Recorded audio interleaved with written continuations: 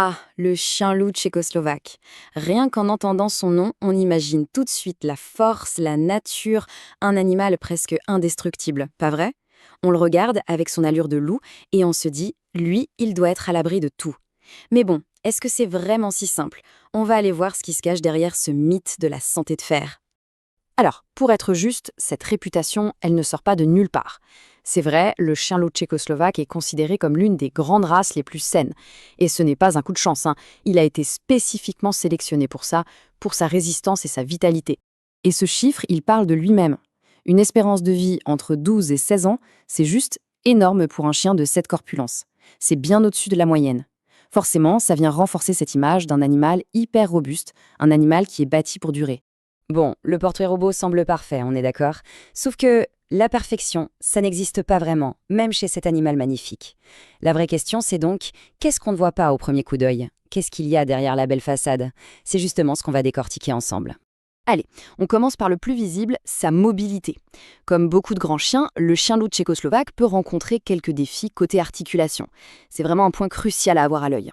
Et le premier suspect qu'on trouve sur la liste, c'est un grand classique, la dysplasie, que ce soit de la hanche ou du coude. Pour faire simple, c'est une malformation de l'articulation qui peut devenir super douloureuse, causer de l'arthrose et, au final, vraiment limiter les mouvements du chien. C'est le problème numéro 1 pour les grandes races. Heureusement, la surveillance est très sérieuse. Chaque chien doit passer une radio de dépistage à partir de l'âge de 15 mois. Et ce qu'il faut vraiment comprendre, c'est que le résultat de cette radio est décisif. C'est lui qui va déterminer si le chien aura le droit de se reproduire ou non. C'est radical, mais c'est le meilleur moyen pour éviter de transmettre le problème. Un autre petit souci lié à sa croissance de TGV, c'est la panostéite. Pour qu'on se fasse une idée, c'est un peu comme des douleurs de croissance, mais en version très intense. C'est une inflammation des os longs qui touche les chiots et qui peut provoquer une boiterie assez impressionnante. La bonne nouvelle, c'est que ce n'est que temporaire. Et la solution est même assez simple. Du repos, beaucoup de repos pour ne pas forcer sur les os, et une alimentation super bien adaptée pour que la croissance se fasse plus en douceur. Avec ça, en général, tout rentre dans l'ordre tout seul. Ok, maintenant, on va s'attaquer à ce qui ne se voit pas à l'œil nu, mais qui est tout aussi important, les maladies génétiques. Ce sont un peu des ennemis silencieux qui demandent une vigilance de tous les instants de la part des éleveurs qui font bien leur travail. Pour bien piger le truc, il faut qu'on parle de génétique récessive. Le principe, en fait, est simple. Pour qu'un chiot soit malade, il faut qu'il reçoive le mauvais gène de son père et de sa mère. Et c'est là tout le piège. Les deux parents peuvent avoir l'air en parfaite santé, mais être ce qu'on appelle des porteurs sains, sans que ça se voie le moins du monde. Et justement, il y a deux maladies qui sont particulièrement surveillées. D'un côté, la myélopathie dégénérative, la DM. C'est une saleté qui s'attaque à la moelle épinière des chiens plus âgés et qui mène, petit à petit, à la paralysie. Il n'y a pas de traitement. Et de l'autre, le nanisme hypophysaire. C'est un problème de croissance qui donne un chien très petit, bien sûr, mais qui amène avec lui tout un tas d'autres soucis de santé. On comprend donc tout de suite pourquoi le dépistage génétique est absolument essentiel. C'est la seule façon, et j'insiste, la seule, de repérer les fameux porteurs sains. En testant les chiens avant de les faire se reproduire, on s'assure de ne jamais, au grand jamais, marier deux porteurs entre eux. Et paf, comme ça, on bloque la naissance de chiots qui seraient atteints de ces maladies très graves. En plus de la croissance et de la génétique, il existe d'autres pépins de santé, parfois très graves, qui peuvent arriver.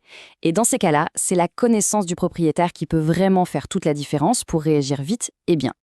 Alors, qu'est-ce qu'on a sur la liste des risques? Eh bien, des urgences vitales comme la torsion de l'estomac, des réactions génétiques bizarres à l'anesthésie comme l'hyperthermie maligne, mais aussi des choses plus chroniques comme l'épilepsie, des problèmes aux yeux ou même tout simplement une digestion un peu délicate.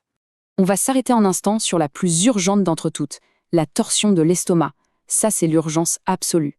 L'estomac se retourne sur lui-même, ça bloque la circulation sanguine et ça peut tuer le chien en quelques heures. Et les races avec un thorax profond, comme le chien loup tchécoslovaque, y sont particulièrement exposées. Heureusement, on peut faire beaucoup pour l'éviter et ça peut littéralement sauver une vie. Il y a 2 règles d'or, c'est tout simple. Premièrement, on divise la gamelle en plusieurs petits repas dans la journée. Deuxièmement, et c'est non négociable, après manger, c'est repos strict, pendant au moins 1 heure. Pas de jeu, pas de course, le calme total. Un petit mot rapide sur l'hyperthermie maligne. C'est une réaction génétique très très rare mais extrêmement dangereuse lors d'une anesthésie. La température du corps s'emballe complètement de façon incontrôlable. Même si c'est rare, c'est souvent fatal. C'est pour ça qu'un petit test de dépistage avant une opération, c'est vraiment une bonne idée. Bon, après avoir fait tout ce tour d'horizon, on comprend une chose. La super santé du chien loup tchécoslovaque, elle n'est jamais garantie à 100%. La clé de tout, en fait, c'est la responsabilité. Une responsabilité qui est partagée entre l'éleveur, qui donne la vie, et le propriétaire, qui va la partager. Et cette phrase, elle résume tout parfaitement. La santé d'une race, ce n'est pas de la loterie, ce n'est pas de la chance. C'est le résultat d'un travail réfléchi, d'une sélection rigoureuse et de soins constants. Donc, pour résumer, être responsable, ça veut dire quoi concrètement? Ça tient en 4 points. 1. Faire les radios des articulations. 2. Ne faire absolument aucune concession sur les tests génétiques. 3. Connaître les signes d'urgence, comme la torsion, et savoir comment l'éviter. Et 4. Bien sûr, lui offrir une alimentation et des soins qui sont parfaitement adaptés à ses besoins bien spécifiques. Cet animal est fascinant, c'est sûr, à mi-chemin entre le chien et le loup, mais il est tellement plus qu'une simple belle image. Il représente un engagement, un vrai. Au final, la bonne question ce n'est pas est-ce que la race est saine, mais plutôt est-ce que nous, on est prêt à endosser la responsabilité qu'un animal pareil exige. C'est une question qui mérite qu'on y réfléchisse sérieusement.